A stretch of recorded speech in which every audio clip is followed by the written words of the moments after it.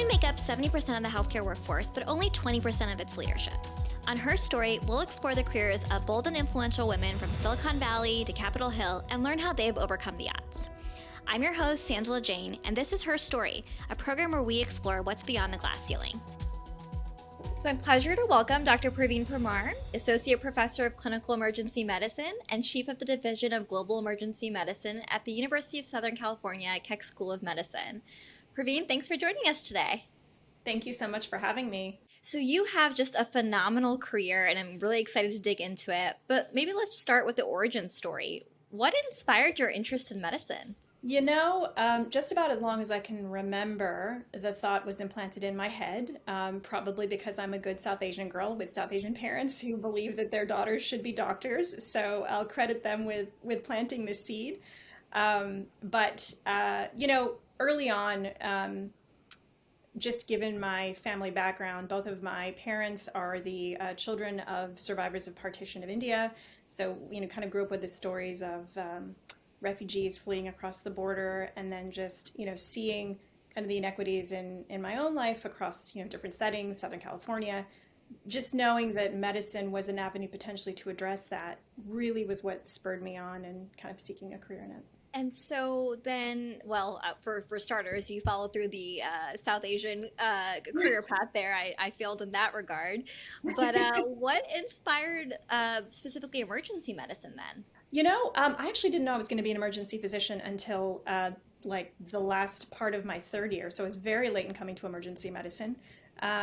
It was, I thought about obstetrics and gynecology because of the ability to do, women's health and advocacy there. I thought about internal medicine.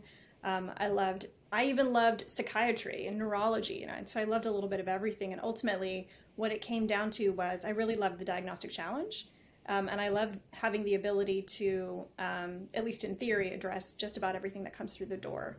So that was one piece of it, just from a clinical standpoint. And then, knowing that I wanted to do global health, just really being able to address the needs of a variety of populations, whether pediatric, whether geriatric, with a whole variety of medical conditions. That's really what made me kind of love emergency medicine. And once I found it, it's definitely been just a fantastic choice. I've been very happy with it. A lot of your work, in addition, as you've alluded to with the emergency medicine, really lies at the stem of, global health and human rights. And that's a really unique intersection of a lot of different dimensions. Where did the passion for global health specifically come from? Yeah, I think it comes back to my grandparents, So I was born in the UK. My mom and dad married in the UK. And from there kind of went to Canada and then the United States. So kind of had this a little bit more of an international perspective, I think, just kind of with that, certainly not one that involved resource poor settings at that point, but at least from my father, who really grew up in a village in Punjab, kind of heard the stories of how, inadequate access to basic things led to real morbidity and mortality. So, people dying in childbirth, people dying of preventable diseases. It became really clear that just wasn't fair. For lack of a better way of saying it, just seemed that all the privilege and the ability kind of that I was given by being raised in the West and having access to an education, I just kind of felt really compelled to honor that history and address it in some small way. So that's what brought me to global health. From those of us who are really kind of less familiar of some of those international dynamics and some of the human rights issues, how would you characterize the landscape of what some of the current priorities and challenges are specifically in that area of human rights? Human rights means medicine, I should say.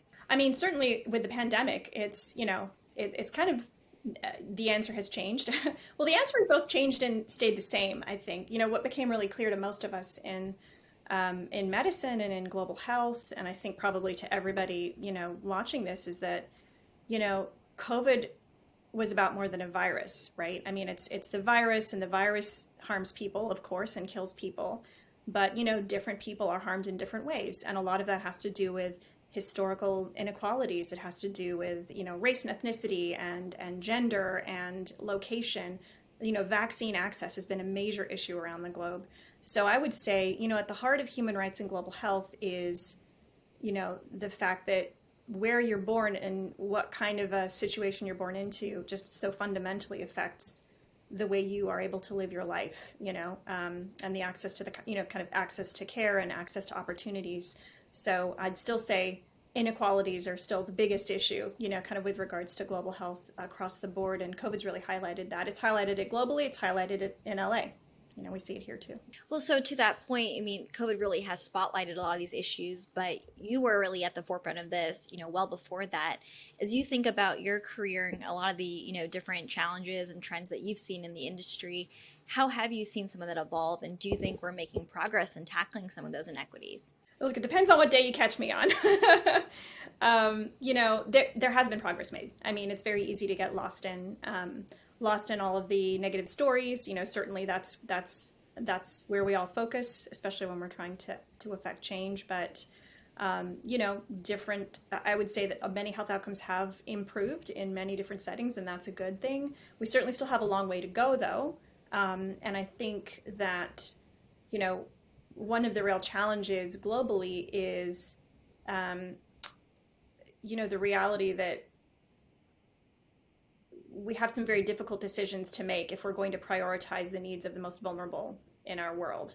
We can't really continue to live in the way that we do unless we actually, if we really want to make other people's lives better in other places. So what do I mean by that? I mean political decisions, vaccine inequities. We have to really think about, what does it mean that we're thinking about a third booster shot in the United States, and a huge proportion of our world hasn't had their first shot and is still very much at risk. What's phenomenal about your story is that, you see all these issues, but you've really been leading a lot of different initiatives, both domestically, internationally, and really starting to look at these issues from a lot of different areas. And one of the questions we like to ask all of our guests on this program, as you know, is, do you consider your foray into kind of the healthcare leadership realm more accidental or intentional?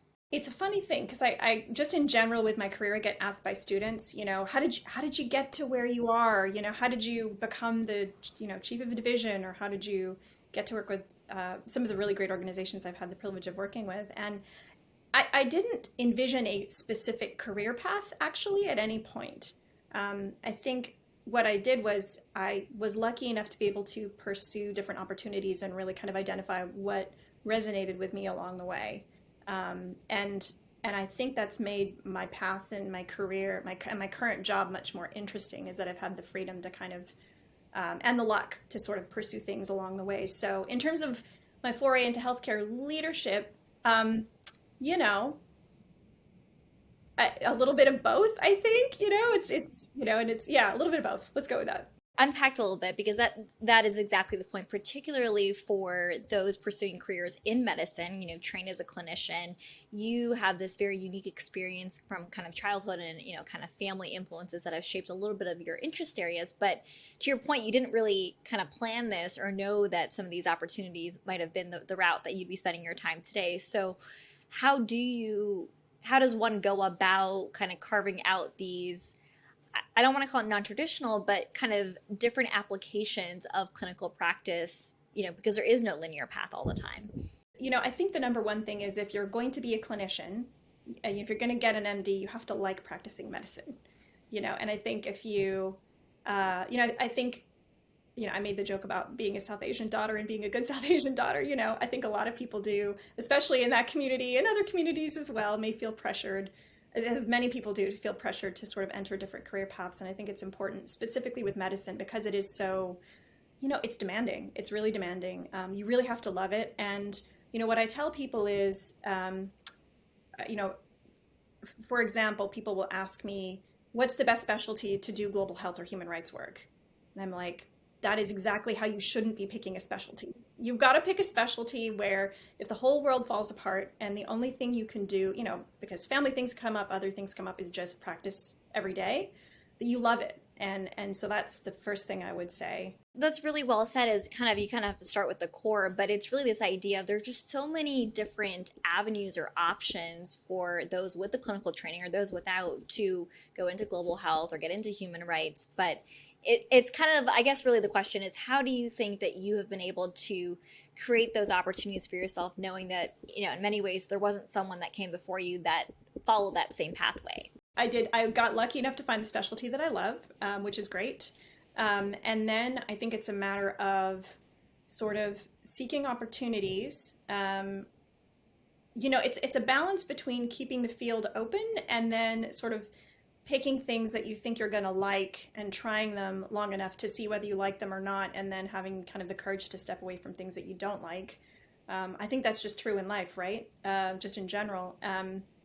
For example, I chose to do a global emergency medicine fellowship, which was really helpful because it exposed me to what was possible within emergency medicine to do global health. And then within that, there's a whole range of things you can do as an emergency physician in the global health space. You can focus on developing emergency medicine. You can focus in the humanitarian space. And I happen to really be drawn to kind of the research and human rights side. So that's kind of where I landed. So I think it was just seeking various opportunities, building on networks, thinking creatively about networks. One of the things I learned early on, which has been probably the most helpful piece of advice I read anywhere, was, find the person that you think may be doing something you might like and write them an email and ask for 20 minutes of their time for advice.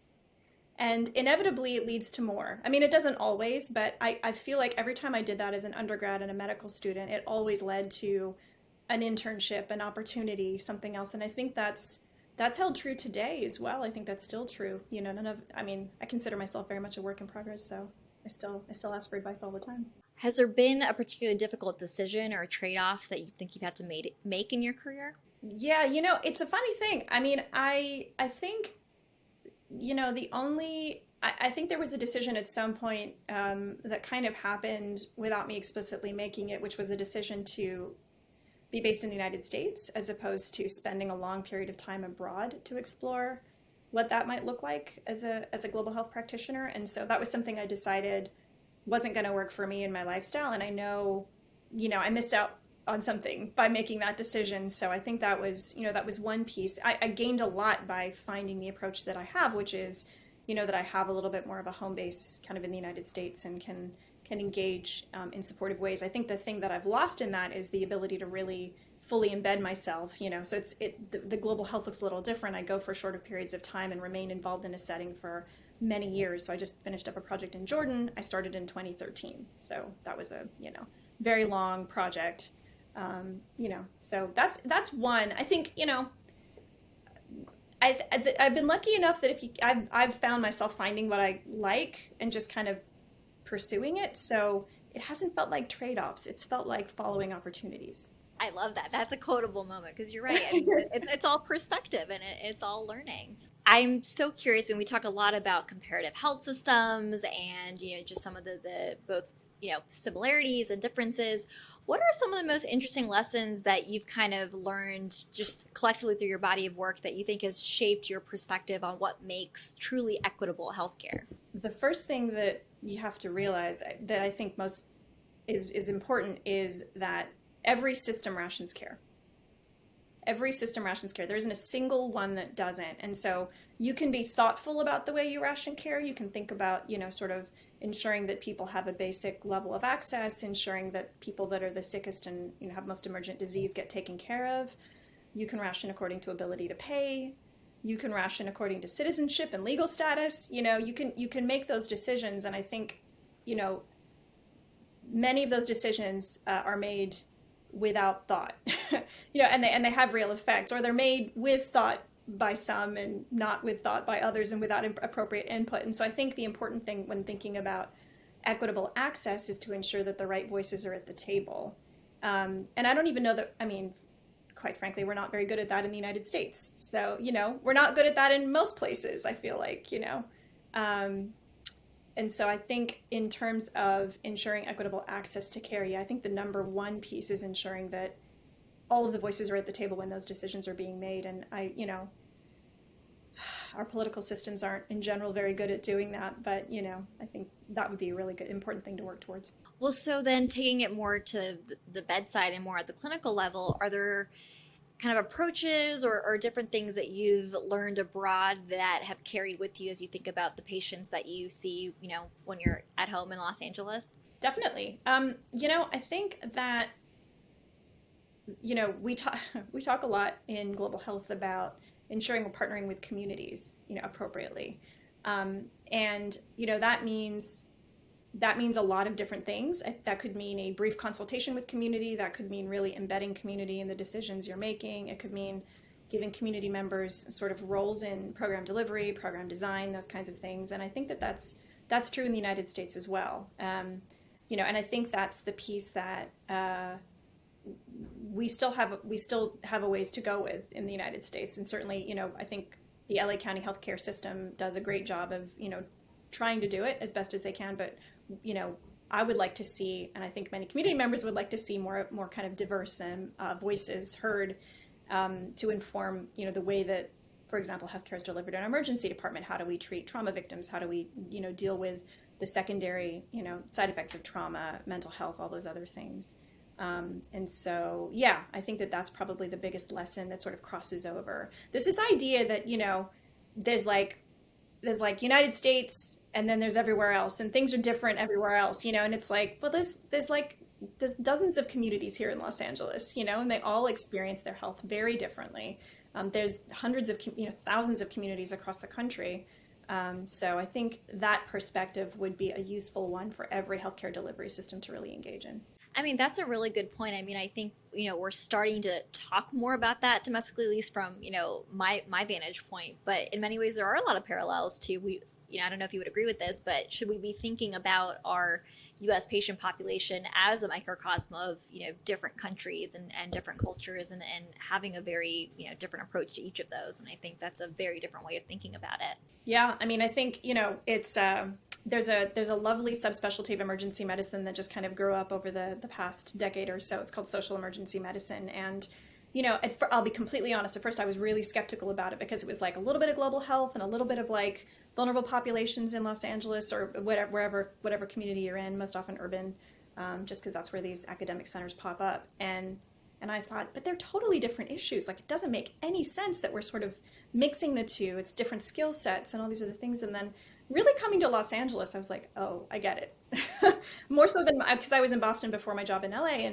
And I was like, yeah, that actually, this subspecialty makes complete sense. Wow, I didn't know that. Okay, I'll have to look into that. So social emergency medicine. So that's another career option for the next generation of physicians in training. It's good to know. Going back a little bit to your travels abroad, I know you have some phenomenal stories of just some very different experiences. What's been one of the most challenging experiences? Could be just kind of traveling itself or the work that you've done abroad, but I know you've seen a lot. It's funny. The first story that came to mind was one where I was in Cameroon I was doing a survey when I was a fellow, actually, looking at sexual and gender-based violence among survivors of kind of from fleeing from the Central African Republic into Eastern Cameroon. And the work was, it was my first experience really looking at that kind of trauma and really kind of being faced with it in that way. And I found that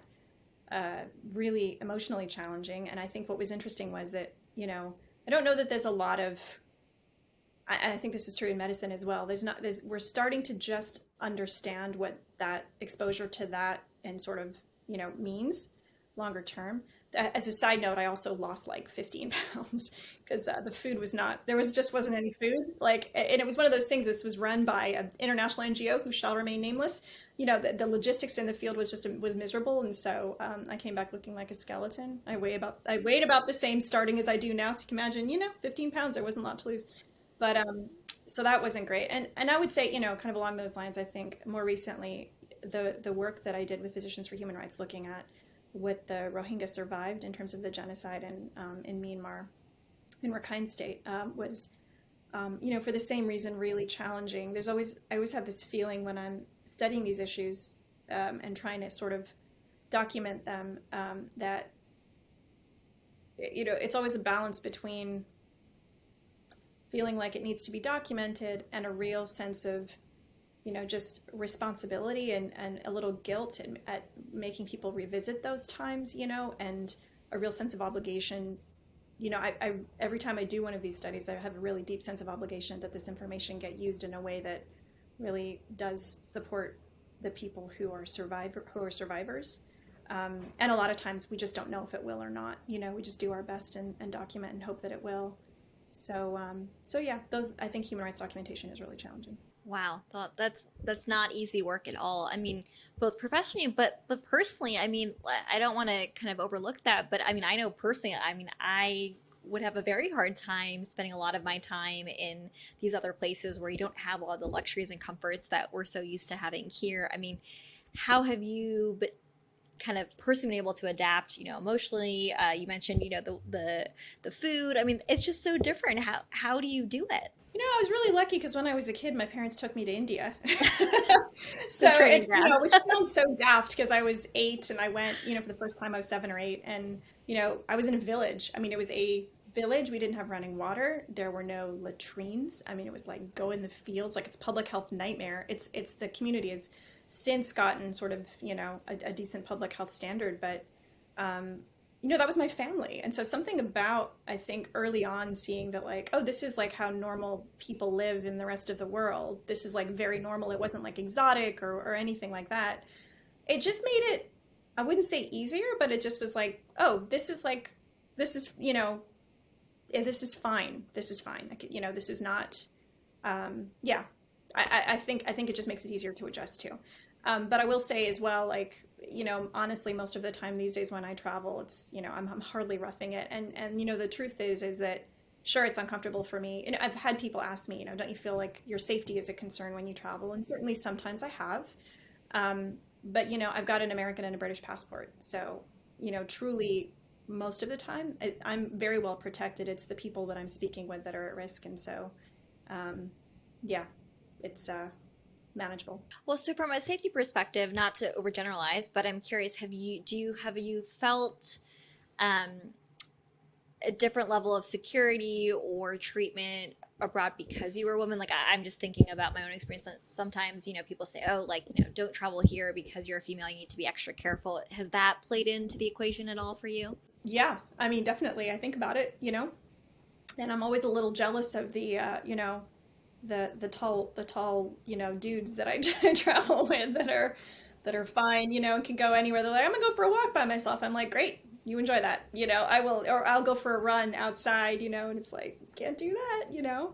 I'll never forget, even Jordan. So Amman is a very, kind of progressive place, but I feel weird. It's like walking out by myself. It just feels it feels a little strange sometimes. And I shouldn't say, Jordan is a lovely, safe country, and I just love being there. And everybody's so warm and kind. When I was in Pakistan, I was in a pretty conservative area for a while when I was working there, and so there were limitations about leaving the kind of leaving the compound, and that can be a little challenging. I'll say India was honestly probably the toughest place, right? Because I was in New Really? Delhi. In some ways, I mean, I was in New Delhi kind of before there was, we all know of the really high rate of kind of sexual violence that occurs in India. In 2012, I was sort of wandering around Delhi by myself, and I thought afterwards, I can't do that again. As a single woman walking around New Delhi by myself, I must have been crazy. I was doing it at night sometimes, just like walking around and taking public transport and, and I don't know, again, how much of this is, I'm cognizant also of how much of this is just perception and what we've been taught to be afraid of, and how much of it is real, and most of the time I would say in all of the countries I've been to, more often than not, people are, kind, they are caring, they take care of you. When I was wandering around New Delhi by myself, I remember two older Indian men going, you really shouldn't be out by yourself. You want someone to walk you home, and they did. And it was, so I don't know. I do think a lot of the fear that we have is internalized, and you don't want to go out and be reckless, but I think it's fine to do more probably than we think it is. Yeah, that's actually a really great point of view. I had not thought about that, but this idea of perception and reality, and really thinking about the how much of that is just self-internalized, but always good to be cautious either way. So, shifting gears a little bit, I mean, you just wear so many hats and you make it seem so easy. You're teaching, you're seeing patients, you're doing your research, you're, traveling for a lot of your research. What advice do you have for others, particularly, clinicians who are juggling like multiple professional commitments, right? It's not just one job, it's really multiple jobs layered in. The biggest piece of advice I would say is schedule your time for the things that are important, and everything else comes after that. you know, so I have, I've gotten better at this over the years. I wasn't very good at it when I was in Boston. I've gotten a little better since I came to USC. You know, but you know, things like exercise, it's not really an optional thing. You know, this is not like making sure you're cooking healthy food and eating healthy food. It's not an optional thing. And if you, you know, you start to realize, particularly as you age and it becomes more important to take care of yourself because you see the ways that not taking care of yourself just hurts. Um, you know, if you're gonna do anything for the world, for your family, for the people that you love, for the people, you know, thousands of miles away, you're going to be kind of useless if you're not really prioritizing yourself a little bit. So I think that that's probably the biggest piece of advice I would give. I think being honest with yourself about how long things are going to take. Yeah. It's very, I'm sure you've done this too. I imagine I'm preaching to the choir, but it's like, you know, you put a list of things for your day and you're like, I'm going to do these 12 things. And then every day you can feel disappointed in yourself because you didn't do it. You know you're not going to do it. Just don't do it to yourself. And as I'm speaking, I literally am looking at my list of like 12 things to do. I haven't done today. This happens every day. Well, you know, a tip for that, I had a great mentor share this. She said, flip it so that at the end of the day, even if you make that list and you don't accomplish it, make a new list at the end of every day and write the 3 to 5 things that you actually did accomplish, no matter how big, no matter how small. So even if it's like, you know, I read an article, right? Even if the broader task was I need to like do the lit review and, you know, write the first like 3 paragraphs of something. But even if you just sat down and read it, count that as a accomplishment and write it down. Totally. That's great advice. I like that. Yeah, I'll start doing it. It works really well. So. But doesn't make it any easier with that to-do list. Speaking of that point, I mean, what role have mentors played in your journey? Oh, a lot. I mean, gosh, there's so many, you know. I think, you know, certainly there have been people that have, you know, just even, you know, providing realistic advice about what I should be looking at and exploring. You know, I think about, you know, Dr. Stephanie Caden, who's, you know, the woman that was my fellowship director, and how much she did for me during my 2 years there, you know, teaching me how to do a kind of a cluster survey in the middle of Cameroon. She was there with me, and we both lost a bunch of weight together. You know, I think about Dr. Greg Greeno, who is my research mentor when I was there. You know, there's countless other people that I can think of. But I think, you know, there's a few people that have just been really, I think the most valuable thing really is sponsorship, when people do actually, you know, have an opportunity for you.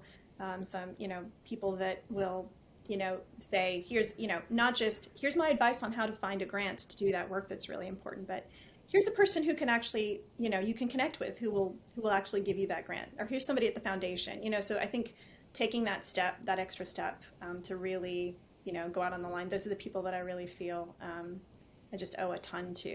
You know, taking that kind of a risk is not a small thing. Well, so whether it be mentors, sponsors, colleagues, bosses, right? We all get a lot of feedback, and I personally, feedback is a gift, even if it is, you know, slightly negative or critical. But has there been a particular piece of difficult feedback that you've gotten in your career that just kind of stands out as, you know, kind of an inflection point for you, and kind of how did you overcome that? So the most difficult feedback I got actually was when I landed at LA County Hospital as a new attending, because I've always perceived myself as the nice attending, you know, people like working with me, my residents think I'm great, you know, and I'd been at the Brigham for, I don't know, 8 years at that point. And so I had a very specific way of interacting with my residents. The Brigham is a very different environment. There's a lot more kind of attending work, and residents work really hard, but attendings are very involved in every step of every decision. And at LA County Hospital, there's a slightly different way of operating, where the residents, I think it's really good for them as well. And the Brigham is a great way of doing things too, but you know, anyway, they have a little bit, they operate differently. They have a little bit more autonomy. And so after my first year, I just got ripped apart in my evaluations. It was so bad, I left the office of my supervisor in tears, which is horribly embarrassing. We all have those days. Yeah, I could, you know, and I really couldn't even, I had an important meeting later, you know, and here I am, the chief of the division of blah, blah, blah. And I was like in tears. I was like, I can't do the rest of the day. I'm going to go home. Because I was so devastated, because I think, you know, I hope my residents know this. And if any one of them is ever watching this, I hope they know this. They really are just at the core of what's really important to me in my work. I feel like, you know, they come here to learn, and I feel really a very deep obligation to making sure that they get a good experience and that they really are supported in their learning. So that was soul crushing actually to see that.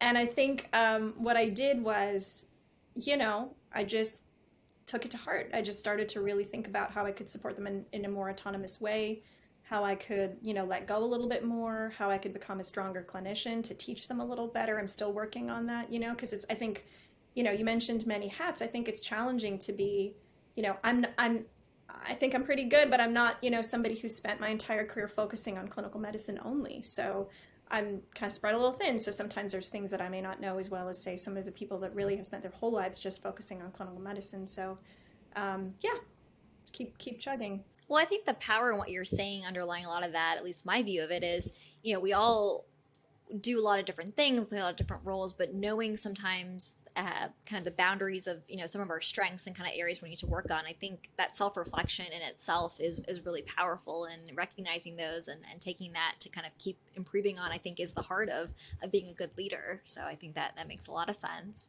I'm curious if, we talked to a lot of, women physicians on the show and just, generally in the industry, if throughout your career you've noticed any particular unique experiences or challenges that you think women physicians or women leaders kind of in the academic medical kind of environment uniquely face, and kind of what advice you might have for them. Yeah, it's funny because I just did it. I think it's that tendency to just rip yourself apart if you're not perfect. I think that's the biggest challenge that we all face.